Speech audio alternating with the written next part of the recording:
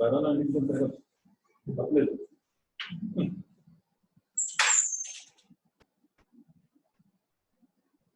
So good morning. So today our topic is SGOT and SGPT, the liver enzymes.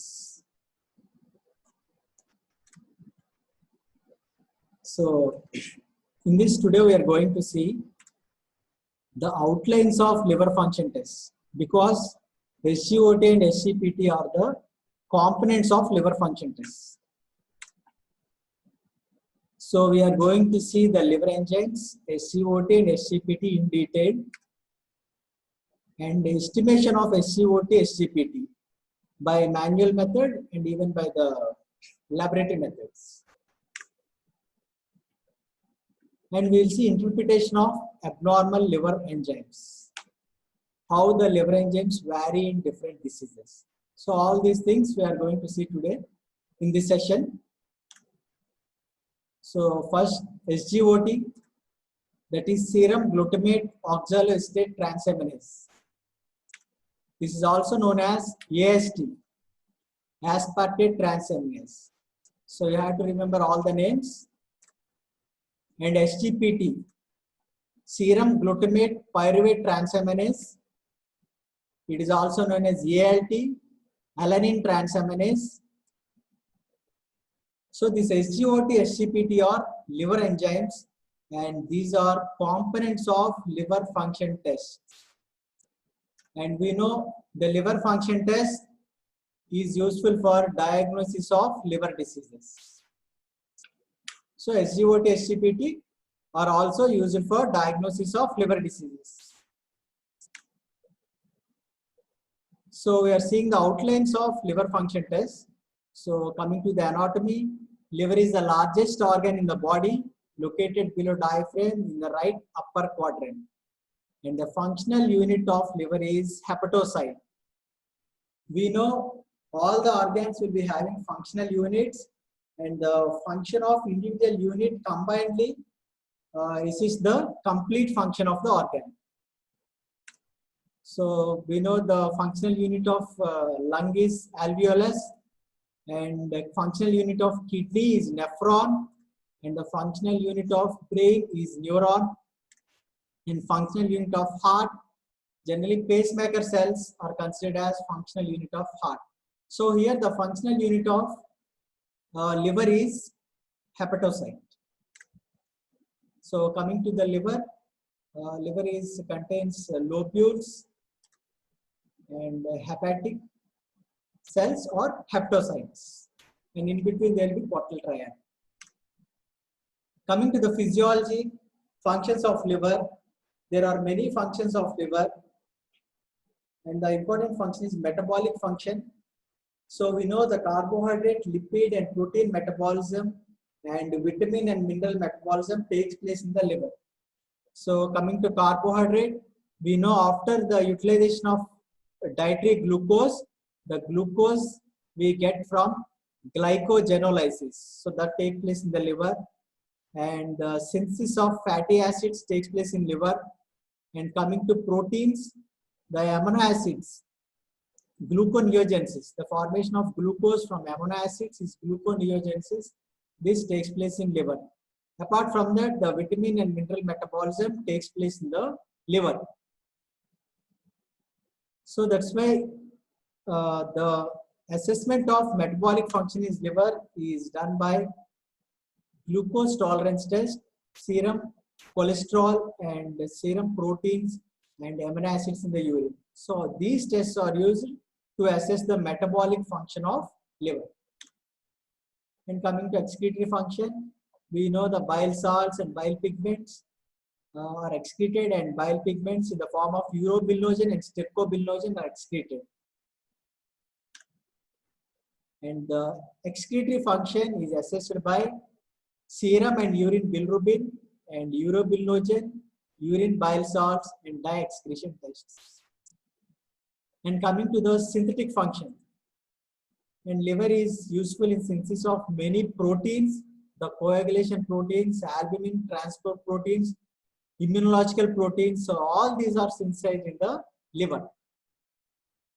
And the synthetic function of liver is assessed by estimation of plasma proteins and prothrombin prime. And coming to the detoxification function, the non-soluble toxins are converted to soluble waste products. So this is the detoxification that takes place in phase 1, phase 2 reaction. All this we had seen in the previous sessions. So finally, these waste products are eliminated. So this detoxification function of liver is assessed by pipric acid test and determination of blood ammonia levels. And coming to the storage function, we know glycogen is stored in the liver and fat soluble vitamins A, D, E, K are stored in liver, unlike the water soluble vitamins B and C. And iron is also stored in the liver. And coming to liver enzymes, today's topic. So the liver enzymes, transaminases, AST and ALT or SGOT, SGPT. And apart from that, ALP, alkaline phosphate, GGT, and nucleotidase and LDH, these are also estimated in the liver function test. So coming to the indications.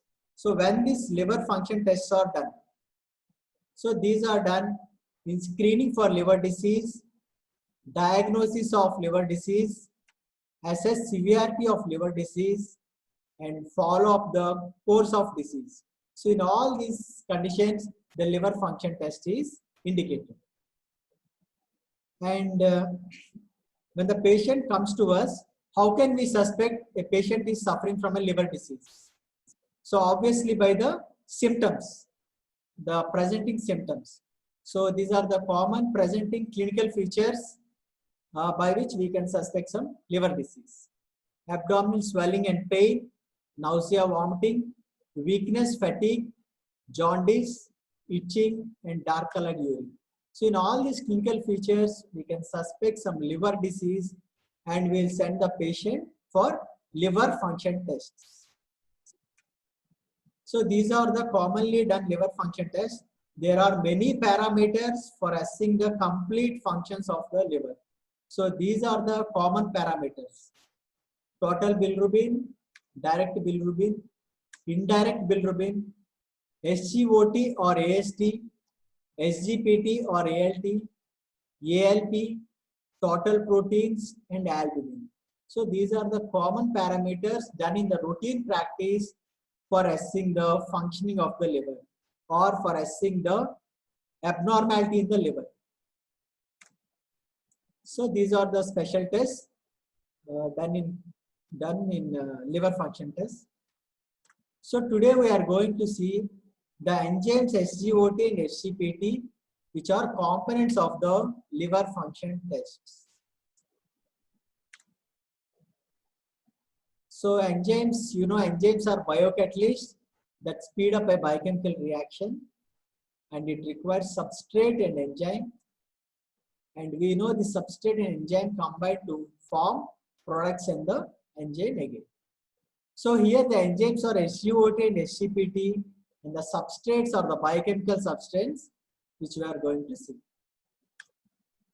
And coming to the location where these enzymes are present, in cytosol and mitochondria of the hepatocyte. So the ALT, LDH and AST are present in the cytoplasm, and AST and GGT are present in the mitochondria. So here you can see the important thing is AST is present both in cytoplasm and in mitochondria, whereas ALT is present only in the cytoplasm. And coming to SGOT and SGPT, these are also known as transaminases or aminotransferases because they assist in the transamination reactions. So what are these transamination reactions? Transfer of amino group. So transfer of amino group from an amino acid to a keto acid is known as transamination. So the result is the amino acid is converted to product keto acid, and the reactant keto acid is converted to a new amino acid. So this happens in the transamination reaction. So here you can see an amino acid, it gives the amino group and converted to keto acid, and the keto acid takes the amino group from the amino acid and forms a new amino acid. So this is known as transamination reaction, and this is catalyzed by transaminase or aminotransferases. This is nothing but SGOT and SGPT. So going to details, we had already seen this in the previous sessions. So in the transamination reaction, pyridoxal phosphate is necessary. This is nothing but a coenzyme formed from the pyridoxine, that is from vitamin B6, pyridoxal phosphate. So this is necessary for transfer of the amino group. So the amino group is not directly transferred from amino acid to the keto acid. So this amino group is taken by the pyridoxal phosphate, and this becomes pyridoxamine phosphate. And this pyridoxamine phosphate donates this amino group to the keto acid, and again pyridoxal phosphate is regenerated and this keto acid becomes a new amino acid. So this is the transamination reaction. There is the formation of stiff base. This also we had seen. The transaminases are nothing but the enzymes. So enzymes are nothing but proteins. They are made up of amino acids. So the lysine amino acid which is present in the transaminase combines with the aldehyde group of the pyridoxal phosphate, a coenzyme of B6, and forms the stiff base. So when amino acid comes in contact, this pyridoxal phosphate attaches to the amino acid, and this transaminase is attached by covalent bond. So here you can see the amino acid is attached to the pyridoxal phosphate and transaminase is attached by non-covalent bond. So this happens in transamination reactions. Then what is the importance or necessity of the transamination reaction? Synthesis of non-essential amino acids. We know there are essential and non-essential amino acids. Essential amino acids we will take through the diet, and non-essential amino acids they are synthesized in the body. So these non-essential amino acids are synthesized by transamination reaction. That is transfer of amino acid from one amino acid to the another amino acid. And another thing is energy production by diversion of excess amino acids. If amino acids are in excess, by transamination they are converted to glucogenic amino acids, and they are useful in gluconeogenesis and energy production. And transamination and deamination leads to formation of free ammonia, and this ammonia is converted to urea by urea cycle, and this is excreted. So this is useful in elimination of ammonia also.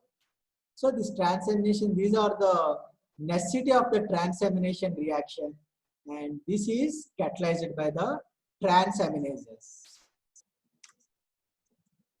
So this ammonia is converted to urea by urea cycle, and this is excreted in urine through kidneys. If this is not done, it leads to hyperammonemia and leads to different symptoms. So transaminases are very important to the body for carrying the transamination reactions and performing the different functions like energy production and synthesis of non-essential amino acids. So coming to the individual enzymes, SGOT or AST. So this is a transaminase which help in transamination reaction. Here you can see aspartate, an amino acid, is converted to another amino acid, glutamate, by transfer of amino acid. So this is catalyzed by aspartate transaminase AST.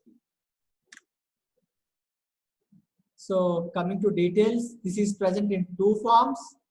We had already seen it is present in cytoplasm and mitochondria, AST or SCOT. This is present in many tissues Apart from liver cells, this is also present in the other tissues. So it reflects the damage to the hepatic cells. It is less specific to the liver disease because it is also present in the cells of the other tissues like heart, muscle, and brain. So it is released in heart, muscle, and brain disorders also. So coming to the estimation of SCOT by IFCC kinetic method. So here the principle is, you have to understand the principle. Aspartate transaminase catalyzes the transfer of amino group from aspartate to keto acid by yielding glutamate and oxaloacetate. So here the main thing is aspartate is converted to glutamate along with the formation of oxaloacetate. So this oxaloacetate is converted to malate by oxidation of NADH under the enzyme malate dehydrogenase. So the reaction of oxidation of NADH is measured so that we can assess the AST activity. So here aspartate is converted to glutamate and oxaloacetate is converted to malate by oxidation of NADH. So here you can clearly understand the aspartate combines with alpha ketoglutarate to form oxaloacetate and glutamate, and oxaloacetate combines with NADH to form malate and NAD in the presence of enzyme malate dehydrogenase. So here we have to estimate understand the principle. Here we have to estimate the AST or SCOT, aspartate transaminase, in the sample in the serum of the patient. So what we are doing is we are taking the reagent which contains the substrate. So the reagent contains the substrates aspartate, alpha ketoglutarate, NADH and MDH. So we are adding the serum which contains AST and the substrate which contains the following substances: aspartate, keto acid, NADH and MDH. So when AST is present in the serum of the patient sample, then it will catalyze the reaction and it between aspartate and alpha ketoglutarate and oxaloacetate is formed. When oxaloacetate is formed, it is reduced by NADH to form malate because our substrate contains NADH and malate. So when oxaloacetate is formed, it is converted to malate. So if we estimate the oxidation of NADH, we can know the formation of oxaloacetate and we can assess the AST, amount of AST present in the sample. So by this reaction, we are knowing the oxidation of NADH. By oxidation, we are assessing the oxaloacetate formation, and by oxaloacetate formation, we can assess the amount of AST or SCOT. So that is the principle. And coming to procedure, you know the procedure. You will take 3 test tubes, blank, standard, and test, and you will add 50 microliters of distilled water, standard SCOT, and serum in the blank, standard, and test respectively. And you will add 0.5 ml of SCOT reagent in the 3 test tubes, blank, standard, and test. After that, you will mix, incubate for 60 seconds at 37 degrees and take the first reading. And take the other reading after 60 seconds interval. And coming to calculation, here you are taking 2 readings, the first reading and the reading after 60 seconds. So you will calculate the delta A, that is change in the absorbance. Here the only difference from the other estimations is there directly we will take the OD's absorbance, but here we will take the change in the absorbance. So calculate the delta A per minute, that is change in absorbance. Then SCOT in blood is estimated by multiplying the change in absorbance per minute with 1768 factor. So the amount of SCOT in the given sample of serum found by IFCC kinetic method is so and so international units per liter. This you will be estimating. So that is a manual element. So coming to the semi and fully auto analyzers, you know the principles in semi and fully auto analyzer. In semi auto analyzer, the patient serum and the substrate or the reagent is added by us and is aspirated to the semi auto analyzer. When the reaction takes place, the color is formed and the absorbance is measured and the results are calculated by the analyzer. So coming to the fully auto analyzer, we will keep only the patient serum. The substrate or the reagents are present within the analyzer and the reaction between the serum, the parameter and the reagent takes place. The color is formed, the absorbance is measured and the results are calculated by the fully auto analyzer itself. So this is the estimation of SUOT or AST by Herbakit in the routine practice. Here you can see the principle is same, just like manual method. The aspartate is converted to glutamate and the procedure is a little bit, there is change. Here we'll add the working reagent 1000 microliters and the test 100 microliters is added. And the estimation of AST is done by the analyzer by using the formula. It is calculated by the analyzer itself. And coming to the normal range, the SGOT or AST, the normal range is 5 to 45 international units per liter. Normally it is present in low quantities in blood. Elevated levels is seen in liver diseases and also in heart and muscle diseases. It is significantly elevated in myocardial infarction and levels greater than 350 are due to massive infarction. So this is about SGOT. And coming to SGPT or ALT. So this is also a transaminase. It also catalyzes the transamination reactions in which the alanine is converted to glutamate with transfer of amino acid. So coming to details, it is present in cytoplasm. We had already seen SGPT is present in cytoplasm. Unlike SGOT, it is present in cytoplasm and mitochondria. So this is present in liver cells. Mostly the SGOT is present in liver cells only. Unlike SGOT, which is present in other cells also, the heart cells and muscle cells. So it reflects damage to hepatic cells more specifically because it is more specific for liver diseases. It is present only in the liver cells. Unlike SGOT, it is present in the other cells also. So SGOT is not so specific for the liver diseases, but SGPT is more specific for the liver diseases. So coming to estimation of SGPT or ALT by IFCC kinetic method, this is also just like SGOT. The alanine transaminase catalyzes the transfer of amino group from alanine to keto acid, yielding glutamate and pyruvate. The lactate dehydrogenase reduces this pyruvate formed to lactate with simultaneous oxidation of NADH. So the reaction of here also, the reaction of oxidation of NADH is measured and ALT activity in the sample can be estimated. So understand the principle. Here you can understand the alanine combines with ketoglutarate to form pyruvate and glutamate. And pyruvate combines with NADH to form lactate and NAD in presence of lactate dehydrogenase. So here we are taking the serum, estimating the ALT present in the serum sample of the patient. So our substrate or our reagent contains alanine, alpha ketoglutarate, NADH and LDH.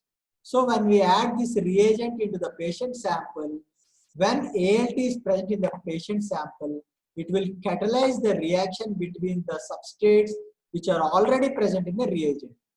So when the reaction takes place between alanine and ketoglutarate, which happens only in case of presence of ALT, and this is present in the serum. So this catalyzes the reaction and pyruvate is formed. And when pyruvate is formed, the reagent already consists of NADH and LDH. So this pyruvate is reduced to lactate in presence of LDH. So here NADH is oxidized. The NADH, which is already present in the reagent, will get oxidized. So if we measure the oxidation of NADH, we can know how much pyruvate is formed, formation of pyruvate. If we can know the formation of pyruvate, we can know how much ALT is present, which is catalyzing the reaction. So in this way, ALT can be estimated. In the procedure, manual procedure, you know, they will be taking the 3 test tubes, blank, standard and test, and 50 microliters of distilled water, standard SGPT, serum are added in the 3 test tubes. And 0.5 ml of SGPT reagent is added in all the 3 test tubes. Here also we will mix well, incubate for 60 seconds at 37 degrees and take the first reading, the first absorbance. After that, take the second reading after 60 seconds interval, just like SGOT. And after that calculation, here also same thing, calculate the change in absorbance per minute, that is, calculate delta A per minute. Then SGPT in blood is calculated by multiplying the delta A per minute with the factor 1768. The amount of SGPT in the given sample found by IFCC kinetic method is so and so international units per liter. This you can estimate. And coming to semi-auto and fully auto analyzers, this can be estimated in the same way, just like SGOT. In semi-auto analyzer, substrate and serum are added and we will aspirate. The reaction takes place, color formed, absorbance is measured and calculated by the semi-auto analyzer. In fully auto analyzer, we'll keep only the serum. The substrate or the reagent is present in the analyzer itself. Then the reaction takes place, color formed, absorbance is measured, and the amount is estimated. ALT amount is estimated and is displayed. This happens in the fully auto analyzer. So this is estimation of SGPT or ALT by ERPA kit in the routine practice. Here also the principle is same and the procedure is a little bit different. Here we'll add the working reagent 1000 microliters and the test 100 microliters. And the analyzer will calculate the amount by using the formula. And it is displayed on the screen. So SGPT or ALT, the normal range is 5 to 40 international units per liter, just like SGOT. So it is normally present in low quantities in blood. So always this SGPT or SGOT are normally present in low quantities in the blood. Only in diseased conditions they are high levels. Any enzymes normally they are present in low quantities in the blood. So the release into blood in greater amounts is seen in liver disease. And the SGPT levels greater than 1000 indicate extensive hepatocellular damage. So this is about the SGOT and SGPT. So coming to the diagnostic importance. So here you have to remember one thing. The SGOT and SGPT are always present in low quantities in the blood because we know the SGOT and SGPT are present in the cells of the liver. So normally there is cell turnover. That is, the cells will die normally to very less extent. Some cells will be dying normally. That is known as cell turnover. So when there is cell turnover, the cell death occurs and the contents of the cell are released into the bloodstream. So this happens in normal conditions also, but to little extent. So that's why this ALT and AST are seen in blood in normal conditions also in low quantities. This is in normal conditions. But in diseased conditions, what happens is in liver diseases, more number of liver cells are dead. So more number of SGOT and SGPT are released into the blood. So that's why the levels of SGPT and SGOT are increased in the blood in liver disease. So that's why if we measure the levels of SGOT and SGPT in the blood, if they are increased, we can suspect some liver disease. Because in liver disease only, liver cell damage occurs and the contents are released into the bloodstream. So small amount of intracellular enzymes are present in blood as a result of normal cell turnover.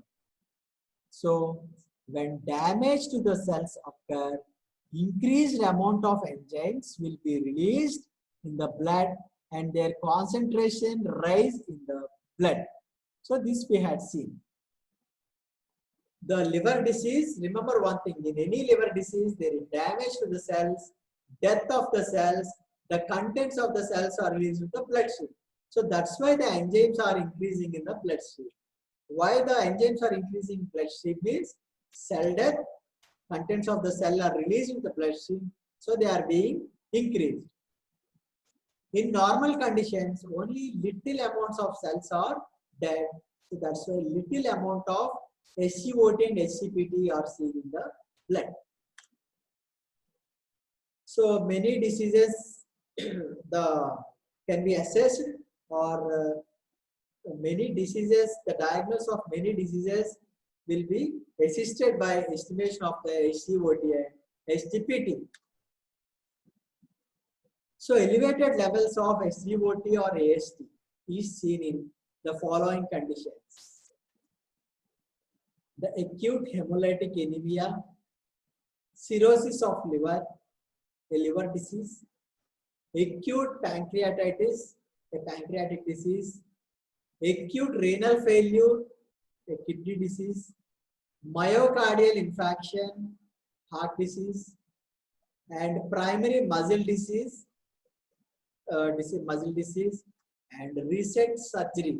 This can be happen in any other disease.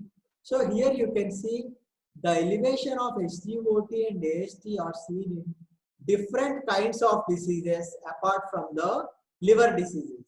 So that is the important point here. So coming to the individual diseases, so why the SGOT is increased in hemolytic anemia? So what is hemolysis? Hemolysis is breakdown of RBC. So generally the breakdown of RBC happens normally also within 120 days. But this in hemolysis, what happens is more number of RBC will get lysed. So when RBC get lysed, what happens? The contents of the cell are released. So this AST is also the content of RBC.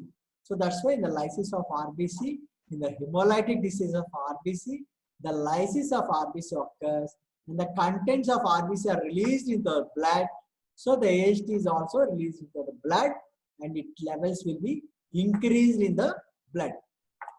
So that's why we will see increased levels of SGOT in the acute hemolytic anemia. Then coming to cirrhosis of liver. Why SGOT increase in cirrhosis of liver? So in cirrhosis of liver, the normal cells will be damaged. There will be formation of the fatty cells and necrosis. Necrosis of cells occurs. So cell death occurs. So when cell death occurs, what happens? The contents of the cell are released. So AST is released into the bloodstream. So here you can see in the cell death, the AST is released. Both ALT and AST are released, but AST is more released because AST is present in cytoplasm and also in the mitochondria. So more amount of AST is released in the hepatic cell damage. So that is about cirrhosis of liver. Coming to acute pancreatitis. So why SGOT, which is present in liver, is increased in pancreatitis? So to understand this, so the pancreatitis means inflammation of pancreas. That is pancreatitis. And we know the cystic duct and the hepatic duct. The cystic duct from the gallbladder and the hepatic duct from the liver combines to form common bile duct. So this common bile duct combines with the pancreatic duct and releases into the intestine. So when the gallstones are present in gallbladder, there will be blockage to the common bile duct. So when there is blockage to the bile duct, there is blockage to the flow of contents of the pancreatic juice. This leads to inflammation of the pancreas. And when there is blockage to the common bile duct, there is also blockage to the hepatic duct. When there is blockage to the hepatic duct, the liver cells will also get damaged and it releases the yeast. So that's why in pancreatitis, the most common cause of pancreatitis is gallstones. The most common cause of acute pancreatitis is gallstones. And in these gallstones, there is also inflammation of the liver. So that's why cell damage occurs in the liver cells and the yeast is released into the blood. So that's why in acute pancreatitis, which is caused by gallstones, we'll see the elevation of SCOT. So that is the reason why we are seeing SCOT in acute pancreatitis. The reason is the cause is the gallstones, which is leading to the inflammation of both pancreas and the liver. And coming to the acute renal failure. Why in renal failure the liver enzymes are increasing? So if we see the renal failure is nothing but the damage to the nephrons, glomerulus. So there is no proper removal of the waste products from the body. So when there is no proper removal of waste product, what happens? There are different reasons. There are many causes for the renal failure. They are divided into pre-renal, renal and post-renal. So by any cause, the removal of waste products is affected. So when the removal of waste product is affected, what happens is the uremia occurs. That means the waste products will be accumulated. The urea will be accumulated. And this is transported to the liver cells. It becomes toxins. So there will be liver damage and liver cells will release the SCOT into the blood. So this is how the acute renal failure is leading to the increased levels of SCOT. And coming to myocardial infarction. So why in myocardial infarction SCOT is increasing? So myocardial infarction is nothing but due to blockage of artery. There is damage to a particular area of the heart. That is ischemia. So when there is damage to the particular area, then what happens is the cells in that area will be dead. The heart cells, the cardiac cells in that particular area will be dead and they release their contents into the bloodstream. So here you can see a particular area and at this area the cells will be damaged and they will be dead. So they will release their contents into the bloodstream. So these heart cells directly contain the AST. So AST is present in the heart cells.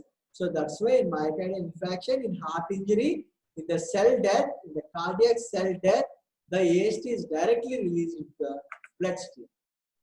So that's why in myocardial infarction, SCOT will be increased.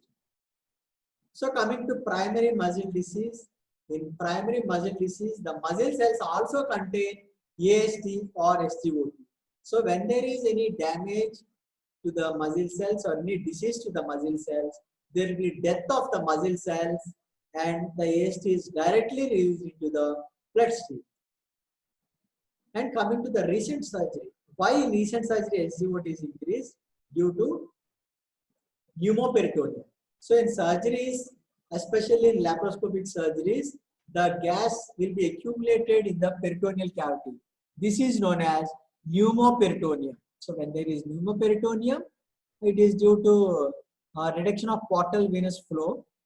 So this pneumoperitoneum is gas-filled area in the abdomen. So when there is pneumoperitoneum, the liver gets damaged and the liver enzymes may be increased.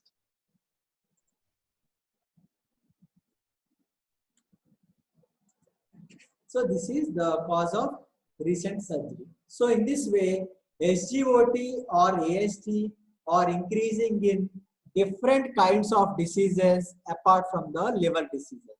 So here we can see that in acute hemolytic anemia, in cirrhosis of liver, in myocardial infarction, in primary muscle disease, the SCOT is directly releasing due to the damage to the cells of that particular organs.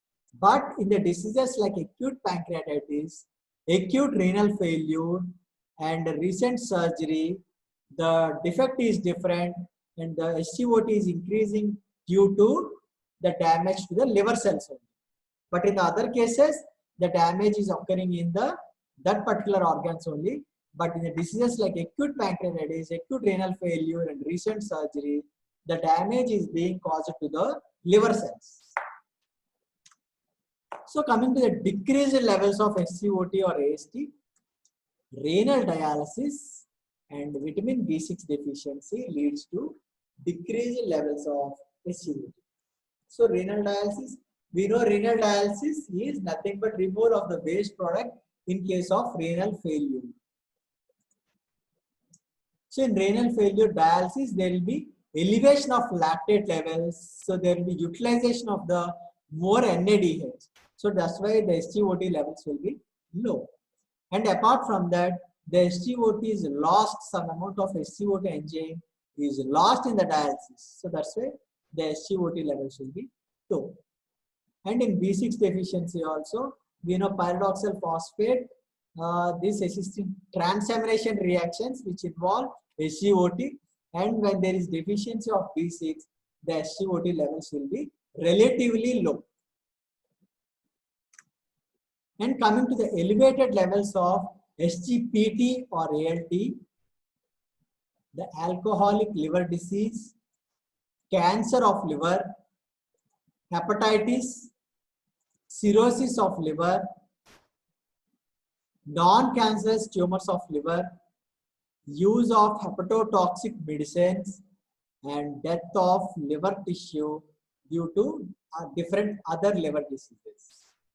So here if you carefully observe the diseases in case of SGPT, you can see all the diseases are related to liver only in case of SGPT or ALT, because SGPT or ALT are present only in the liver cells. So that's why this is more specific for the liver, and this is increased only in case of liver diseases. So alcoholic liver diseases, cancer liver, hepatitis, cirrhosis, non-cancerous tumors, hepatotoxic medicines or drugs, and death of liver tissue due to many diseases. So all these are liver diseases in which ALT or SGPT are increased. Whereas in case of SGOT, we had seen it is increased in other diseases also because it is present in other cells also, in the organs, in the cells of other organs also, SGPT. That's why it is increased in other diseases also. Whereas in case of SGPT, it is present only in the liver cells and it is increased only in the liver diseases. That's why SGPT is very specific for the liver and SGOT is not so specific for the liver. And coming to decreased levels of SGPT, renal dialysis and vitamins B6 deficiency, just like SGOT. In renal dialysis, there is loss of SGPT in the dialysis. Along with the removal of the waste products in the dialysis, some useful products and useful enzymes are also removed. So that occurs in renal dialysis. So that is about the increased and decreased conditions of SGOT and SGPT in different diseases. And we had seen the conclusion from that is, we had seen the SGPT is increased only in the liver disease and the increase of SGOT is seen in the other diseases also.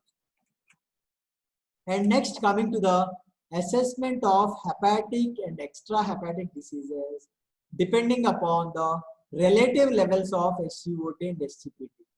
Means how much SGOT is increased, how much PT is increased, or both are increased, or one is more increased. So depending upon this, we can assess the hepatic and extrahepatic diseases.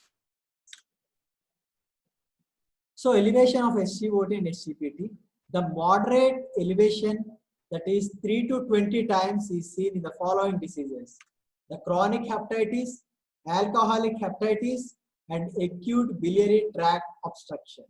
These are seen in these diseases. There is moderation elevation of SGOT and SGPT, whereas high level elevation of SGOT and SGPT, that is greater than 20 times, is seen in viral hepatitis and drug-induced necrosis.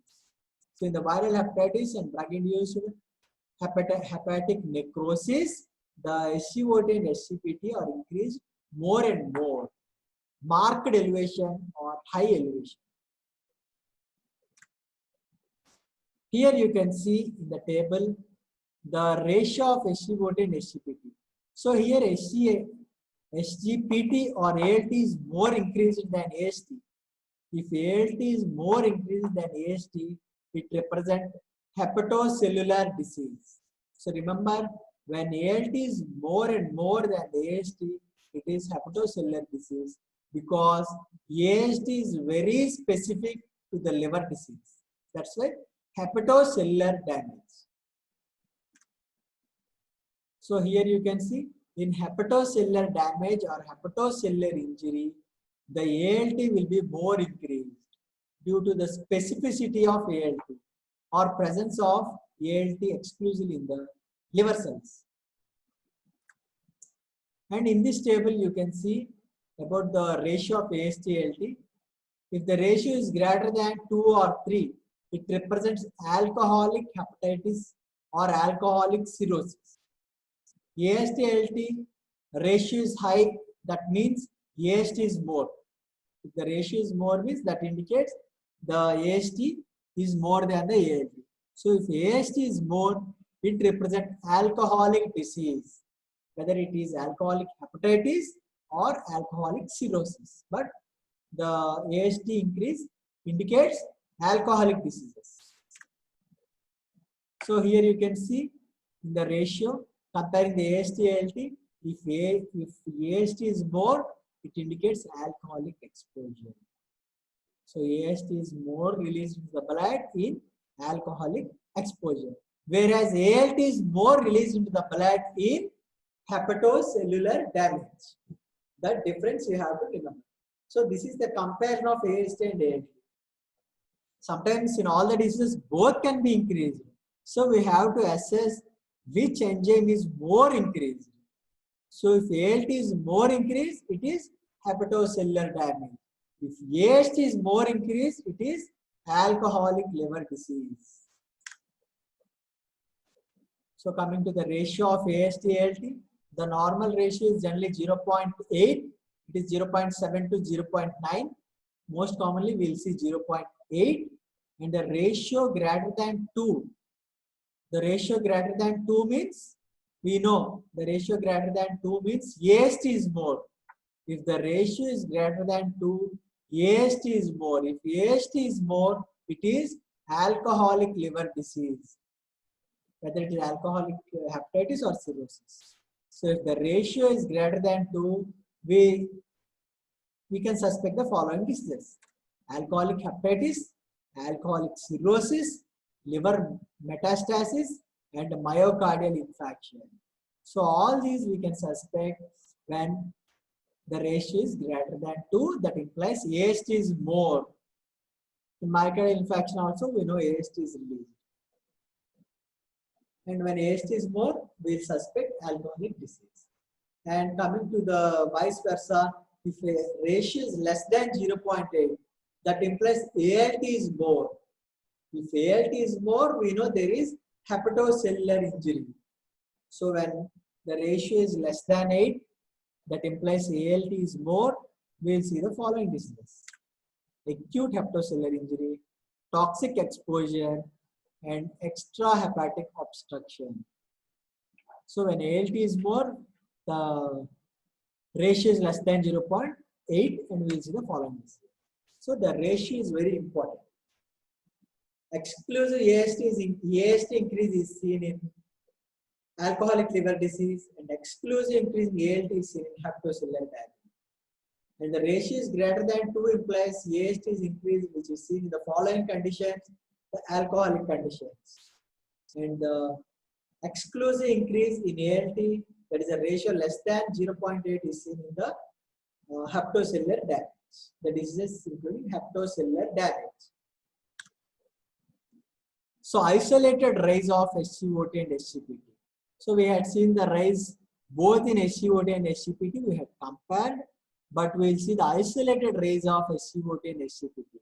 That is, only SGOT or AST is raised in some diseases. Those are hemolytic diseases, alcoholic related liver diseases, the drug induced liver diseases, and myopathies. So in this disease, we'll see the isolated SGOT rise.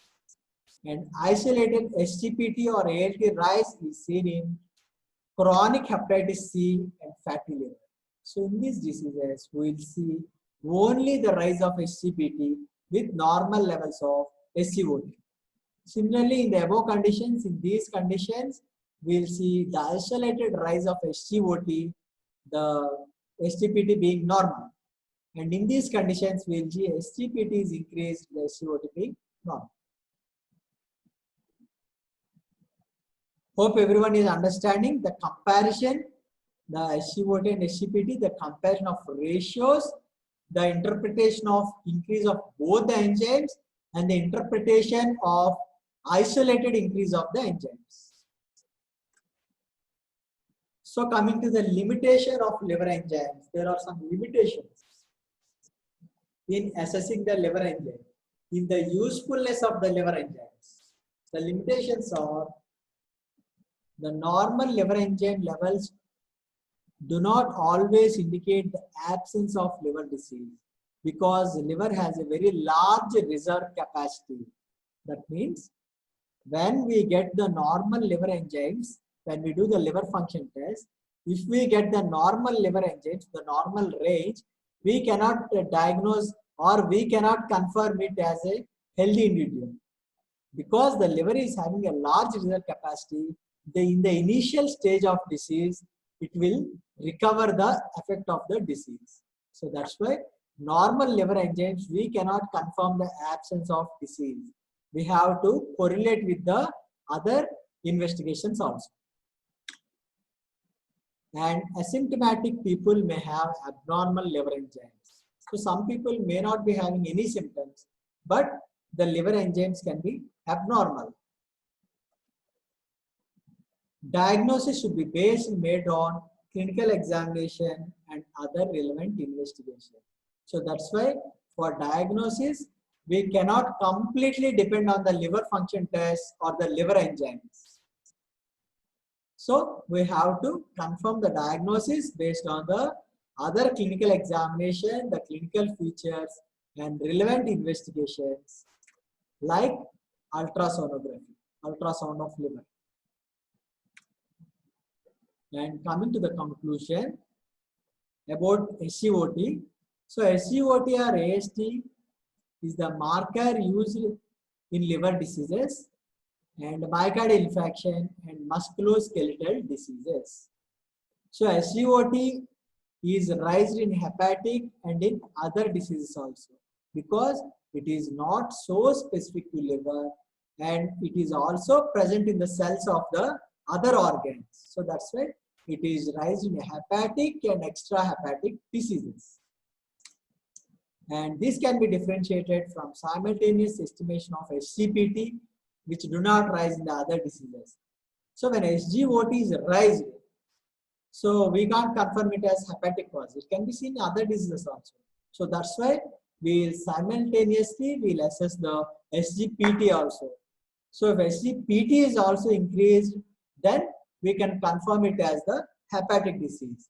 If SGOT is increased and SGPT is normal, then we can suspect the other diseases, heart disease or the muscle disease. And coming to SGOT, the SGOT elevation due to non-hepatic cause is confirmed by estimation of CPK and LDH. So when SGOT is increased, we'll see the SGPT also. If SGPT is normal, we'll suspect some cardiac or cardiac or muscle disease. So in that case, we'll estimate the CPK and LDH also for the confirmation of cardiac and muscle disease. So this AST or SGOT is used for diagnosis and monitoring the progression of a patient during the treatment. Apart from diagnosis, it is also useful in monitoring the progression of a patient after the treatment. That is follow-up. And coming to the conclusion of SGPT, the SGPT or ALT do not always mean the existence of a medical problem. SGPT, if is elevated, we cannot confirm it as a disease, because the elevation of ALT is also seen in choline deficiency and strenuous physical exercise. So in the choline deficiency and the strenuous physical exercise, the SGPT or ALT levels may be increased to slight extent. So that's why the increase of ALT cannot confirm as liver disease immediately. We have to consider the other factors also, because the fluctuation of ALT levels is normal in the course of the day. So estimation of SGPT is very useful in assessing severity and prognosis of liver parenchymal diseases. So the severity and prognosis is also done by the estimation of SGPT. Not only the diagnosis, but severity and prognosis of the liver parenchymal disease. That is, the assessing the future aspects of the liver disease is prognosis. So the assessment of severity and prognosis is also done by estimation of SGPT. And it is also useful as screening test in the outbreak of infective hepatitis. So screening is the investigations in a large number of patients when we suspect a disease in a particular area or a particular number of patients. So when we suspect any disease in a patient in a particular area, then we will send all the patients for screening test. That is, all the patients in that area will be tested. That is known as screening.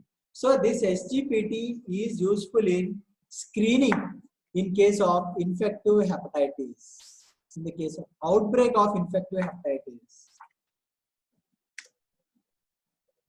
So coming to the overall conclusion, elevation of serum levels of SGOT and SGPT are non-specific indicators of hepatocellular damage. So by elevation of SGOT and SGPT, simply we cannot confirm the diagnosis of the liver disease. We have to confirm the other factors also. We have to consider the other factors also. In case of SGOT, we have to consider the other diseases in other organs also, the heart diseases and muscle diseases. And in case of SGOT, SGPT, we have to consider the other physiological factors like dietary, choline deficiency, and strenuous exercise, because in that case also the SGPT will be increased. So we have to consider the other factors, the other differential diagnosis, and by confirming all these factors, we have to correlate these liver enzymes with the other investigations also, whether it is radiological investigations or other relevant blood investigations. So by considering all these factors only, we can confirm the diagnosis of liver diseases. So coming to ratio, we know ratio of AST greater than 2 indicates the specific indicator for alcoholic liver disease.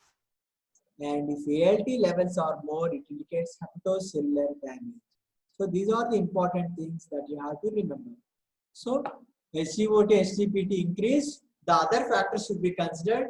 In case of SGOT, the other diseases of other organs should be considered. And in case of SGPT, the other factors should be considered before confirming the liver disease. And the ratio of SGOT and SGPT is important because both SGOT and SGPT are increased, but high increase of the SGOT indicates alcoholic liver disease, and high levels of SGPT or ALT indicates the hepatocellular damage. So coming to this case, a 32 years old chronic alcoholic came, and these are the blood investigation. These are the results of the blood investigation. So what can you observe here? Bilirubin levels are increased, of course, and AST is increased, and ALT is normal, and remaining all the things are a little bit normal. So here you can see AST is more increased than the ALT. So this you will see in the alcoholic liver diseases only. So AST-ALT ratio is greater than 2 here. It is nearly 3. That means AST is more increased. So when AST is increased, it means it is always alcoholic liver disease. So the person is the case is alcoholic liver disease. Similarly, if ALT is more increased, then we will confirm it as a hepatocellular disease, damage to the hepatic cells, hepatocellular injury or hepatocellular damage. So these are some recent advances about the estimation and the diagnosis of alcoholic hepatitis, and about the regional liver function, estimation of the regional liver functions. And these are my references for this class. And these are some of the helpful websites if you go through for these classes, that is for SGOT and SGPT estimation and interpretation of SGOT and SGPT in different diseases. Thank you. Hope everyone understood clearly.